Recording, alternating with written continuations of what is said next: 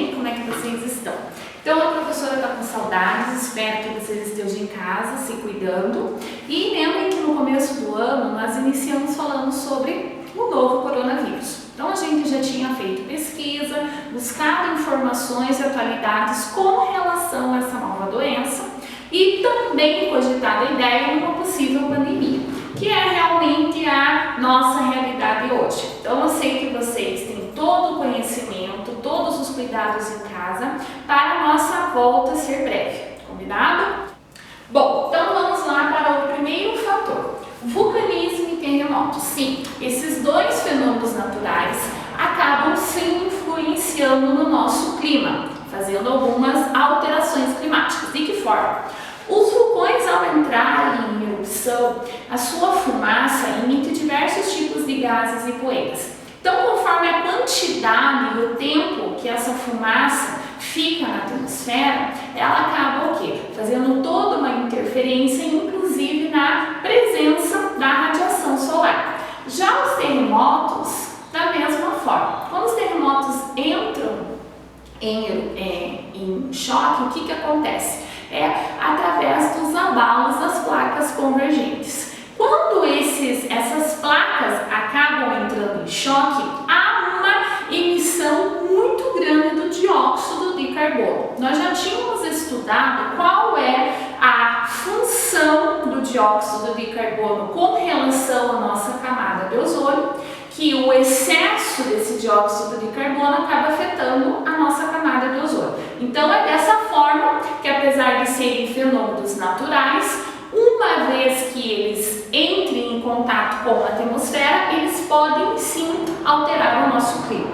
O segundo tipo e mais importante é a radiação solar. O que é a radiação solar? A radiação solar é a energia emitida pelo Sol. Então, com toda certeza, é um dos fatores mais determinantes para influenciar o clima. E aí, o que nós temos durante um ano? Cada parte do planeta vai receber uma quantidade de radiação solar, dependendo da inclinação do eixo da Terra. Então, por isso que nós temos características lá, as 4 estações do ano, que também são combinadas com relação à quantidade dessa radiação solar. O nosso terceiro e quarto fator é a latitude e a altitude. Muitas pessoas acabam confundindo ou então achando que são sinônimos, e são coisas totalmente contrárias.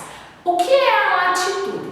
A latitude ela é emitida em graus e é a distância de qualquer ponto da Terra com relação à linha do Equador. Então, quanto mais próximo da linha do Equador, mais quente. E aí nós temos diversas linhas imaginárias que dividem em zonas climáticas o planeta. Nós também já tínhamos feito uma atividade lá relacionada na plataforma com relação aos principais tipos de climas e zonas climáticas encontrados no nosso continente.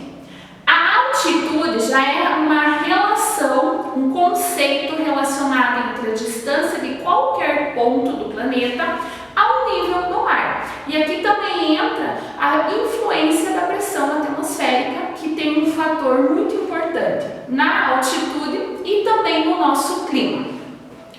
O quinto e sexto fator é a questão lá, relevo e vegetação. Então, com certeza, principalmente a vegetação, ela é muito importante, porque o que acontece? A vegetação ela vai aumentar a umidade do ar, ela vai fazer uma proteção, ela vai influenciar no ciclo da água, sem contar com a relação que a vegetação tem importância para a fotossíntese. Então é claro que numa região onde tem grande quantidade de vegetação, o clima é muito mais definido. E o relevo, essa disposição do relevo, se são planaltos, montanhas ou depressões, também vai influenciar bastante com relação ao tipo de clima encontrado naquela região. Então são dois fatores muito importantes e que definem, caracterizam uma região. O nosso sexto fator é o vento. Então o vento o que é? É o ar, a movimentação do ar que vão formando correntes de ar.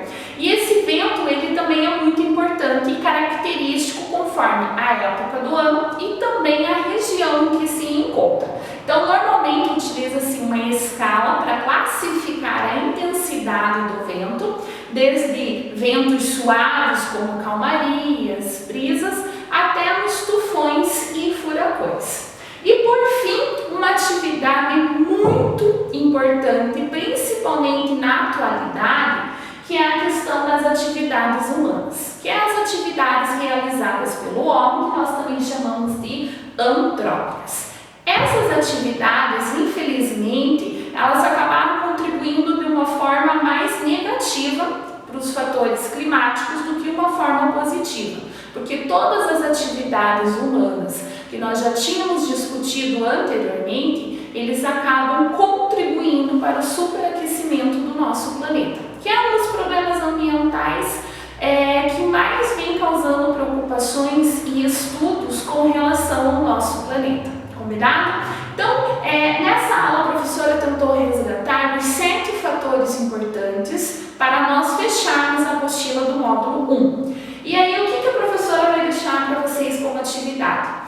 Alguns já tinham feito, a professora já tinha anteriormente colocado lá na nossa plataforma para vocês irem fazendo o ampli das páginas 346 e 347, mas tinha alguns detalhes que a professora queria ainda comentar com vocês. Então agora, depois dessa aula, vocês já têm condições de finalizarem o ampli e terminarem lá o nosso Sintetize, que é a última atividade da apostila, que é como uma revisão do nosso capítulo inteiro. A partir da semana que vem, a gente já inicia o módulo 2 da apostila e fiquem atentos sempre na nossa plataforma, tanto no nosso mural de recados quanto no nosso planejador, que ainda durante essa semana a professora, fora essas atividades, a professora vai estar postando outras atividades para vocês. Combinado, pessoal? Até a próxima!